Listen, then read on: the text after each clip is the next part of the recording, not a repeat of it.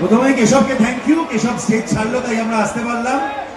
আজকে আমি নীল, সৌম্য, মপি আমরা এসছি।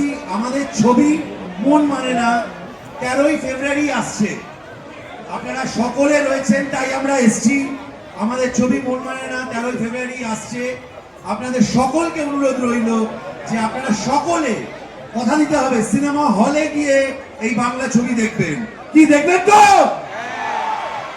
আর বেশি কথা বাড়াবো না। আমি আমার ভাই, আমার বন্ধু নীল, ওর গান আপনারা শুনেছেন। ওকে আমার মাইক্রোফোন দিয়ে দেবো, বাকি কথা ওই বলবে। না হবে হবে হবে। তার আগে আমার ছোট ভাই কেশবের সাথে আমরা অনেক কিছু প্ল্যান করেছি, হঠাৎ করে করবো, কিন্তু তার আগে আমি সৌম্য এবং মৌপিয়া থেকে শুরু নেবো, তারপরে আমরা গানের আমেজে ঢুকে যাবো।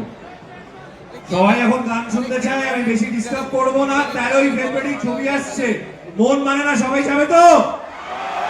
ভ্যালেন্টাইন্স ডেতে গার্লফ্রেন্ড থাকুক না থাকুক, বয়ফ্রেন্ড থাকুক না থাকুক, যেতে হবে তো? আমাদের ছবির একটা ডায়লগ আছে। ডায়লগটা হচ্ছে যে ভালোবাসতে বেশি ভাবতে নেই, আর বেশি ভাবলে ভালোবাসতে নেই। ফলে বেশি না ভেবে ছবিটা দেখতে যেতে হবে, ঠিক আছে? কি বলছো বলো, যাবে তো? ওকে, গার্লফ্রেন্ডের সাথে যাবে তো? বাবা দেখছে না, বকবে না। এরা মৌপিয়াকে দিচ্ছি, মৌপিয়া কথা বল। আমাদের ছবি মন মানে না একটা দুর্দান্ত প্রেমের ছবি। সবাই ভ্যালেন্টাইন্স ডেতে যাবেন, একদম যাবেন, যেতেই হবে সবাইকে। আর আরেকটা কথা, এখানে কারা কারা নিজেদেরকে সুন্দর মনে করো? কোন কোন ছেলেরা নিজেদেরকে সুন্দর মনে করো?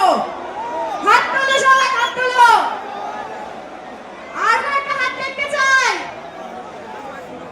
এই যে যারা হাত তুললো না, তারাও সবাই সুন্দর। তাদের মধ্যে কনফিডেন্স নেই কেন?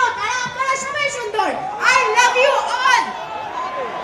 সবাই মন মানে নাকে সাপোর্ট করুন, হলে গিয়ে দেখবেন। Thank you so much. আমরা এবার চট করে টিজারটা দেখে দেবো। সিনেমা হল বানাই এটাকে, হঠাৎ করে সিনেমা হল বানিয়ে দিই। চলো তারপর স্টেডিয়াম বানাবো, ঠিক আছে? চলো টিজারটা। কেশব ভাই, আমি তোর টিমের মেম্বারকে একটু হেল্প চাইতে চাইছি, একটু তোর একটু বলে দে না, ইউটিউবে একটু যদি চালিয়ে দাও না।